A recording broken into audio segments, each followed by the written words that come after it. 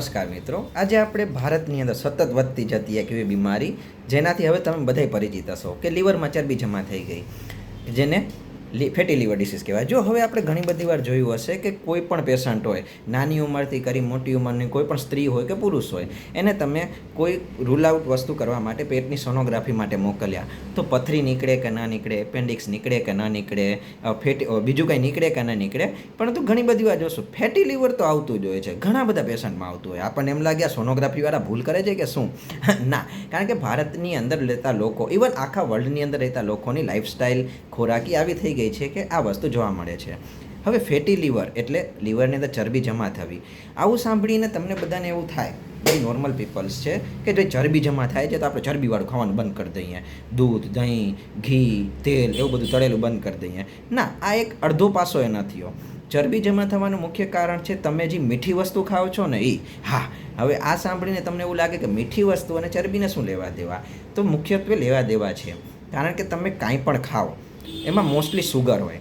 હવે સુગર છે એને શરૂઆતમાં લીવર છે ગ્લાયકોજન તરીકે પોતાની અંદર સેવ રાખે, કારણ કે બધું ગ્લુકોઝ છે, બધું સુગર છે તમે લોહીમાં ખુલ્લું ન મૂકી શકો. 120થી 130ની માત્રાની અંદર મેક્સિમમ હોવું જોઈએ. એનાથી વધારે હોય તો એ આખા શરીરને નુકસાન કરે.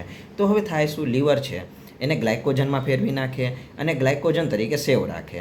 હવે ગ્લાયકોજનની સેવિંગ કેપેસિટી પર લીવર પાસે 150 ગ્રામ જેટલી છે.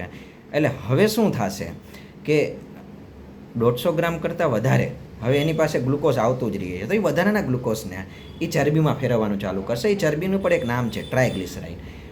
હવે લીવર જો બધું છે ને પોતાની પાસે ન રાખે ચરબીને VLDL નામના પ્રોટીન નામની બસની અંદર બેસાડી અને આખા શરીરમાં ઘા કરી દે, પેટમાં મોકલે, મસલ્સમાં મોકલે, મગજમાં મોકલે, બધે મોકલી દેશે. પણ હવે કોઈ પણ કારણસર ચરબી બનવાની આ પ્રક્રિયા જેને ડી નોવો લાઇપોજેનેસિસ કહેવાય, એની માત્રા વધી ગઈ કે ભાઈ ચરબી બહુ સ્પીડમાં બને છે, પણ લીવર એને પ્રોસેસ કરી VLDLની અંદર બેસાડીને આખા શરીરમાં મોકલે છે. એ સ્પીડ ધીમી છે. ધીમે ધીમે તમારા લીવરની અંદર ચરબી જમા થશે. હવે થઈ તો થઈ, શું વાંધો છે? વાંધો છે કારણ કે જેમ જેમ ચરબી જમા થશે તો લીવરનું જે પોતાનું કામ છે એ કામ જોખમાશે. શરૂઆતના સ્ટેજીસની અંદર બધું એ સિમ્પ્ટોમેટિક હશે, કાંઈ વાંધો નહીં આવે, ખાલી તમને સોનોગ્રાફીમાં દેખાશે. પણ જો અમુક જ પછી ચેતા નહીં તો એ નુકસાન કરી શકશે. જો બધાને બધું થાય જરૂરી નથી. ઘણા બધા પેશન્ટ એ સિમ્પ્ટોમેટિક એટલે કોઈ પણ લક્ષણ વગર ના હોઈ શકે, એને કશું ન થાય, પણ મેટાબોલિક ડિસીઝ થવાની શક્યતા વધે, ભવિષ્યમાં લીવરનું કેન્સર થવાની શક્યતા પણ વધે, ભવિષ્યમાં લીવરનું સિરોસિસ થવાની શક્યતા વધે. બરાબર છે. બીજું એક મહત્ત્વનું કારણ છે દારૂ.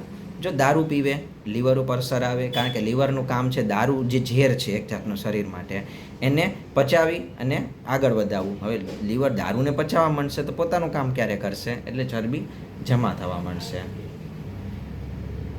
બરાબર છે. અને ત્રીજું મહત્ત્વનું કારણ છે કે તમે બહુ મીઠું પણ નથી ખાતા, દારૂ પણ નથી પીતા, પણ તમને વારે ઘડીએ જમવાની ટેવ છે કે હજી અડધી કલાક પોણી કલાક પહેલાં જમી લીધું છે, વળી પાછું થોડી વાર થઈ લાવ ને થોડાક આ મમરા ખાઈ લઉં, વળી થોડી વાર થઈ લાવ ને એકાદ બે બિસ્કિટ ખાઈ લઉં, વળી થોડી વાર થઈ ચાલ ને ચા પી લઉં.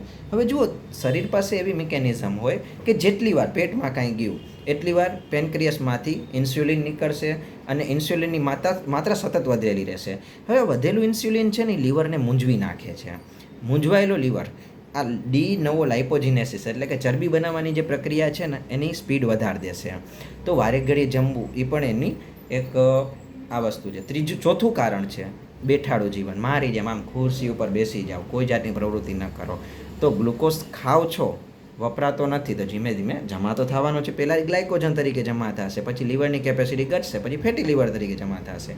તો હવે આમાં આપણે કરવાનું શું છે? સૌથી પહેલાં મીઠી વસ્તુ બહુ ઓછી કરી નાખો. જેને સોનોગ્રાફીમાં આ વસ્તુ આવી એને તો ખાસ ધ્યાન રાખવાનું, ખાસ કરીને ફ્રુક્ટોઝવાળી વસ્તુ. પછી ખાંડ, ગોળ. ઘણા બધા લોકોને એવી માન્યતા હોય છે કે ગોળ છે ને એ નુકસાન નથી કરતું, ખાંડ નુકસાન કરે. ના, બે સગી બેનું જ છે, ગોળમાંથી જ ખાંડ બનતી હોય છે. સો ગોળ, ખાંડ, આઈસ્ક્રીમ, સ્વીટનટ્સ બધું ઓછું કરી નાખો. પ્રોટીનવાળી વસ્તુની માત્રા વધારી દો.